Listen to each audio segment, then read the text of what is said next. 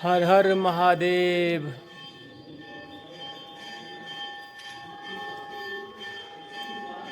बहुत सुंदर दृष्टि महादेव दर्शन कलहुँ, जहाँ से महादेव जी उत्पन्न कलखिन।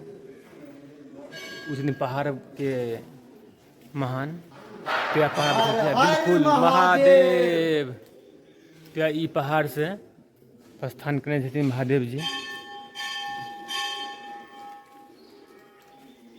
और अपना मिथिला के धरती पर से 5100 फीट के ऊपर बनल अछि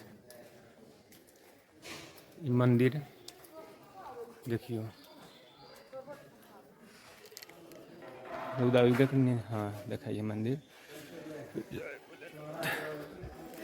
और अपना मधुबनी से अबै के लेल 2 चक्का से